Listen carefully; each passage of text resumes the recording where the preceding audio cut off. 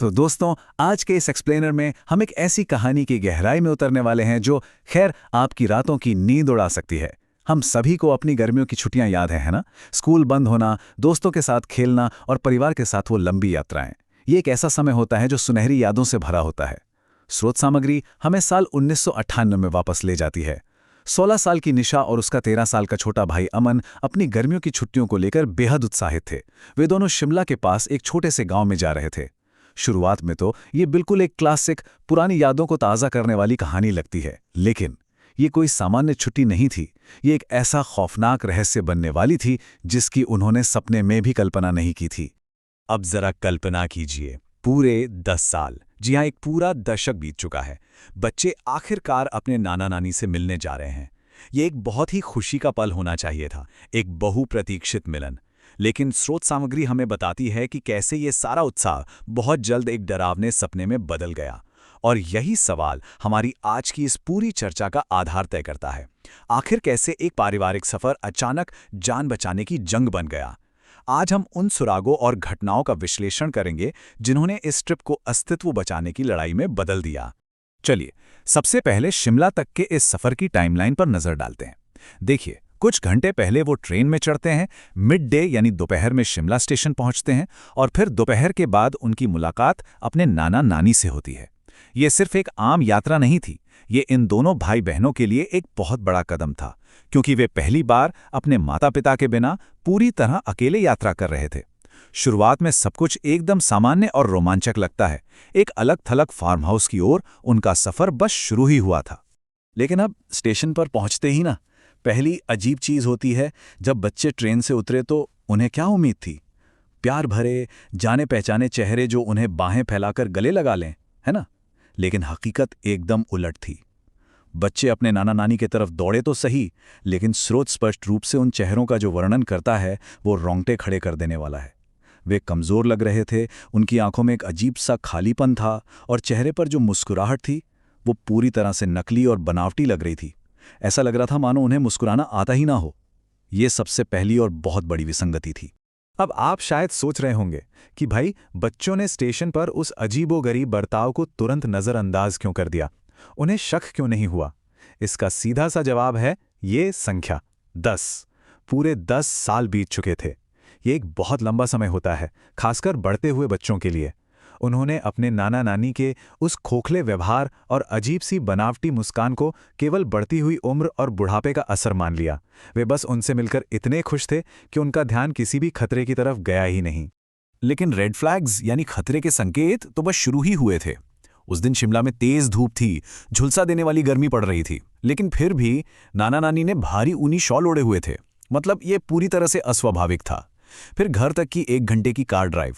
बच्चे अपनी ढेरों कहानियां सुना रहे थे, लेकिन आगे बैठे नाना नानी बिल्कुल चुप, कोई बातचीत नहीं। वो बस रियर व्यू मिरर से बच्चों को लगातार बिना पलक झपकाए घूर रहे थे। सोचिए, वो सन्नाटा और वो घूरना स्थिति को कितना अनकंफर्टेबल बना रहा होगा। और फिर वो पहुंचते हैं उस फार्म हाउस पर, और यकीन मानिए, नज़ारा बिल्कुल किसी हॉरर फिल्म के सेट जैसा था। दूर दूर तक कोई और घर नहीं, बस मीलों तक फैला एक अकेला पुराना फार्म हाउस। पीले रंग की दीवारें जिनकी पपड़ी उतर रही थी और चारों तरफ बेतहाशा उगाई जंगली घास। ऐसा लग रहा था मानो सालों से किसी ने इस जगह की देखभाल ही ना की हो।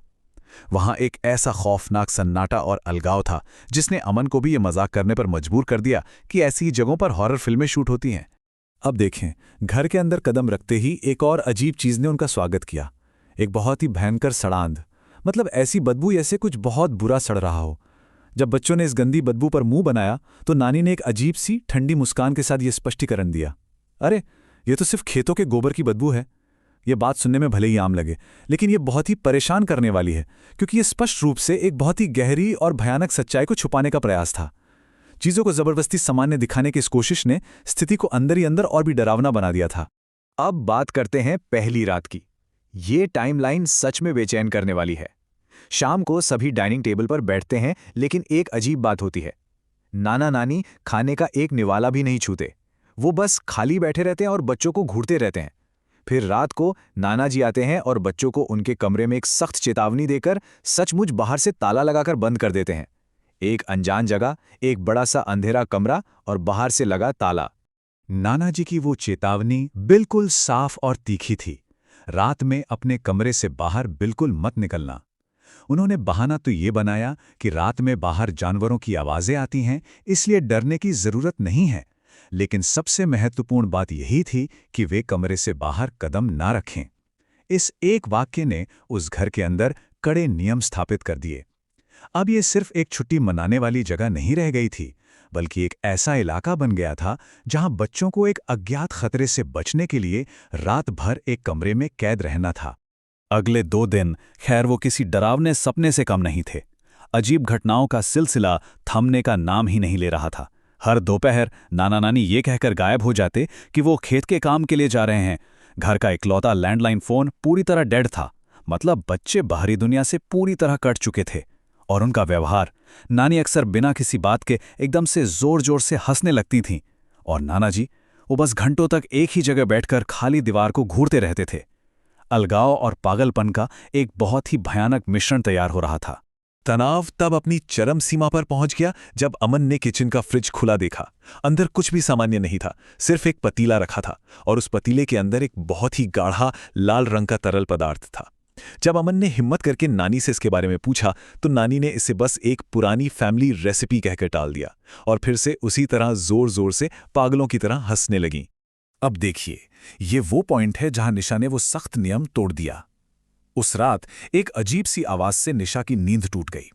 उसने दरवाजे के नीचे से एक विशाल परछाई को गुजरते देखा। उसने दबे पांव जाकर दरवाजा खोला। बाहर घोर अंधेरा था।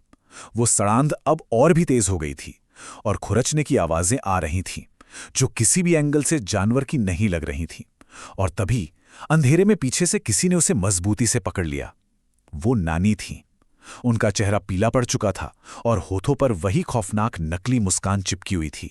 और अगर आपको लग रहा है कि खौफ सिर्फ रात का था, तो आप गलत हैं। दिन के उजाले में भी चीजें भयानक थीं। अमन पीछे के आंगन में अपना होमवर्क कर रहा था। अब सामान्य स्थिति में बच्चों के खेलने की आवाजें बाहर से आनी चाहिए, है ना? लेकिन असामान्य बात यह थी कि अमन को घर के अंदर से बच्चों के खेलने की आवाजें आ रही थीं।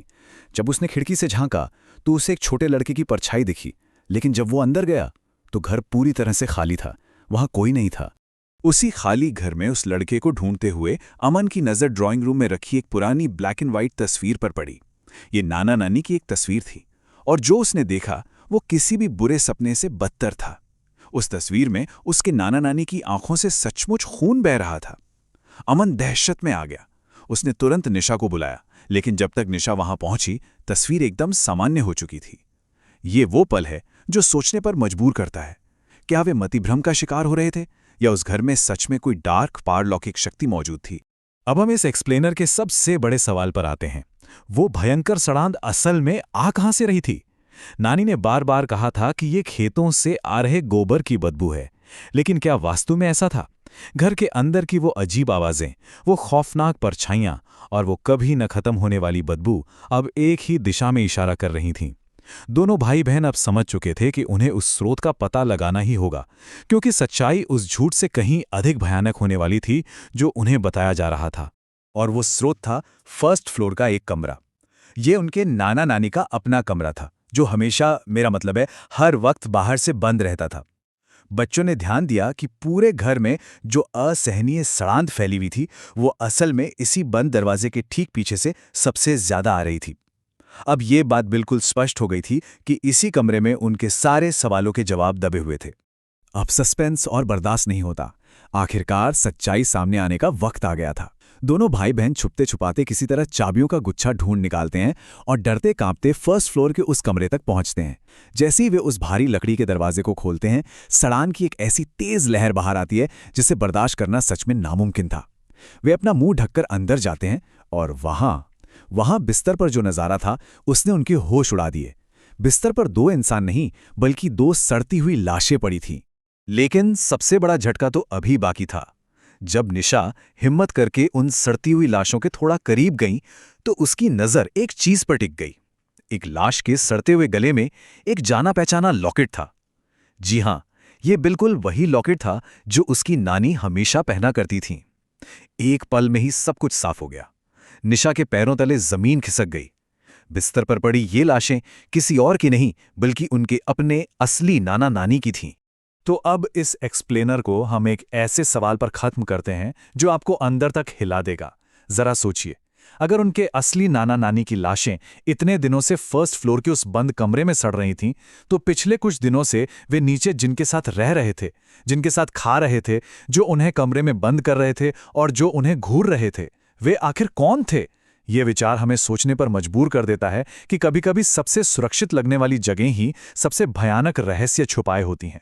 इस सवाल के साथ ही आज का ये विश्लेषण समाप्त होता है, लेकिन ये खौफनाक विचार यकीनन बहुत लंबे समय तक आपके जहन में गूंजता रहेगा।